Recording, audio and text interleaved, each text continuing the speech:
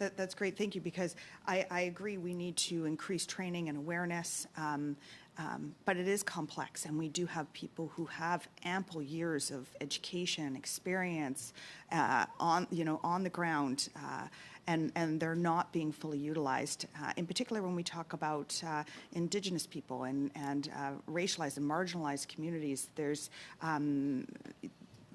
it's important that we are including those voices. And I'm wondering, Ms. Omaniho, if you can provide any additional thoughts that you have on this as well. So I do agree with you. Indigenous women are treated differently within these various institutions and systems that were set up to protect most people. They feel very vulnerable and they don't feel protected. I do think this is a tool that can be used, but I just want to even clarify for this committee. Yes, there is a gender-based violence plan that was under Women and Gender Equality. That plan might be as great as all the words that are written. I know we were a part of developing some of those plans, but truthfully, the wage funding for gender-based violence, $536 million, was divided up 13 ways and given in a transfer payment to all the provinces and territories. Gender-based violence wasn't put forward as a priority to help do programming and to help fix the justice system to change how things are.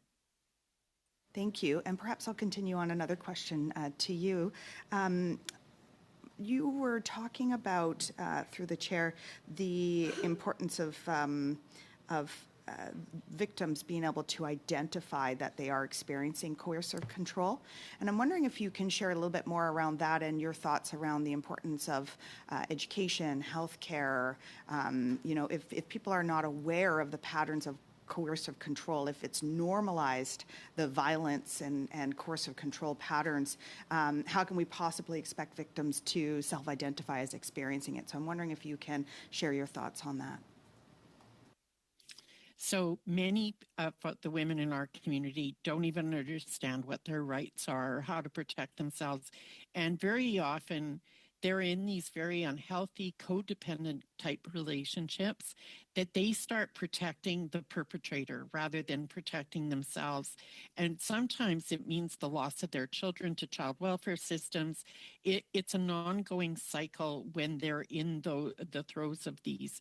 So it's really important for them, even at young years, let's start teaching our young people what things like gender-based violence and coercive control really are.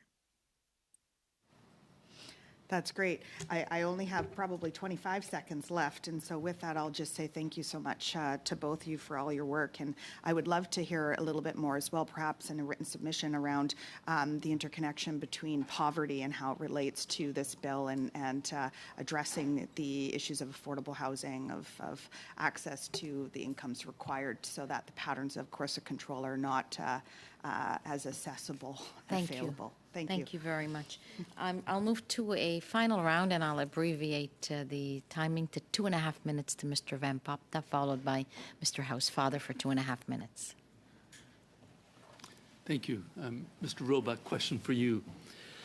Bill C-332 proposes that the relevant controlling and coercive conduct must be proven to have had a significant impact on the victim. Now, earlier witnesses last week or 2 weeks ago in the study expressed some concern that this could re-victimize the victim in that the victim would have to give evidence as to her, usually a woman, her state of mind on the witness stand and be subject to cross-examination on that. And we were also pointed to Scotland's Domestic Abuse Act, which puts a focus on the intentions and actions of the perpetrator.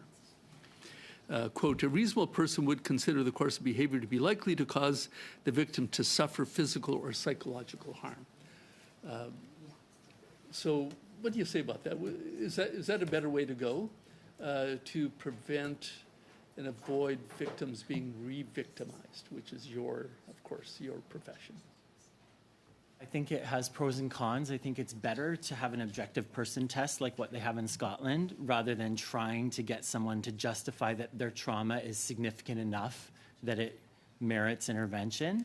I think on the criminalization side, then it also increases the risk of somebody from the outside looking at behaviors and saying, well, that seems to be problematic without really understanding the full context of what might be happening in that relationship.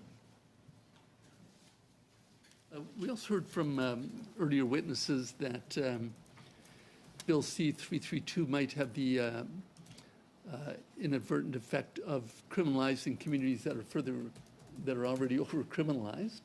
I was somewhat concerned about that. But I was reading something written by your predecessor, Miss Heidi Illingsworth. She had given testimony on a similar study. And she said, quote, "This intimate partner violence is a pan-Canadian issue, as this type of violence knows no boundaries. IPV affects people of all genders, ages, socioeconomic, racial, educational, ethnic, religious, and cultural backgrounds." And she cites a study from Statistics Canada from 2019. I would think that that's probably a pretty good source of evidence. So your comments on that? Would we be able to receive those comments in writing? Thank you very much. For the final 2.5 minutes for Mr. Housefather, please. Thank you, Madam Chair, and I want to thank the witness. I'm actually going to talk about something else. On December the 11th, I put forward a notice of motion related to a really important study, and I know we don't have time to deal with this in my 2.5 minutes.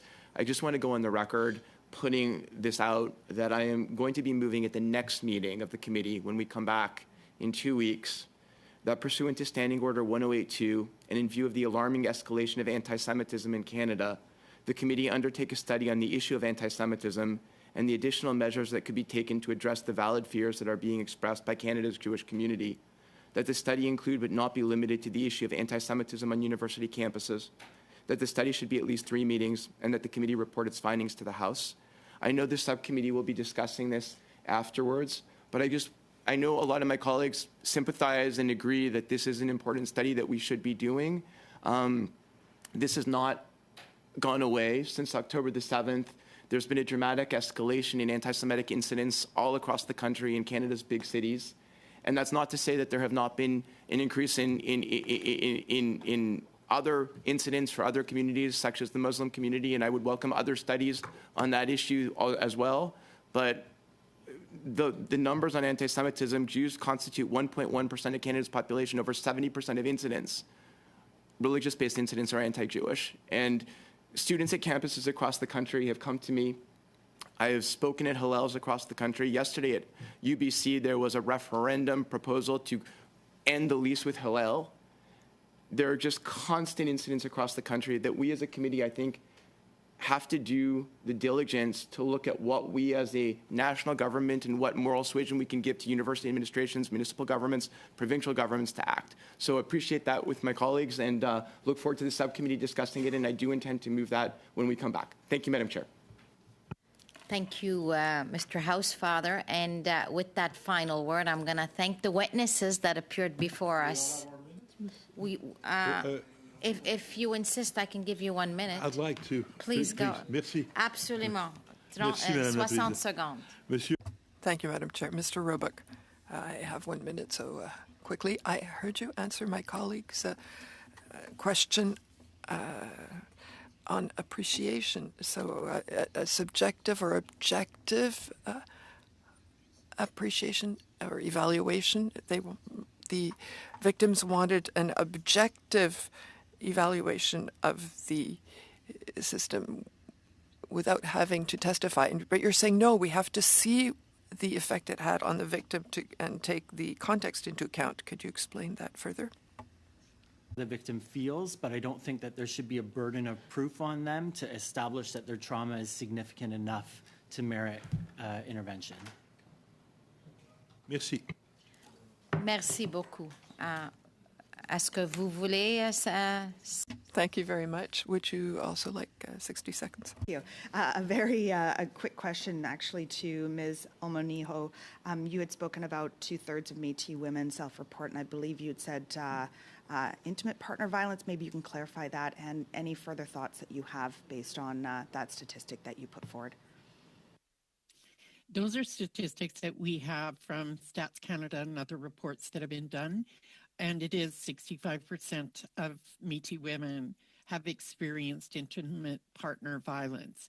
But I also want to tell you that I think that a lot of this bill and what isn't being talked about in this committee is how the 2S LGBTQIA community is also affected by gender-based violence and the issues that relate to coercive control. Thank you very much to both our witnesses. We will suspend for a minute or two to allow all our witnesses on Zoom, but also in the room, to leave because we will return back in camera to discuss committee business.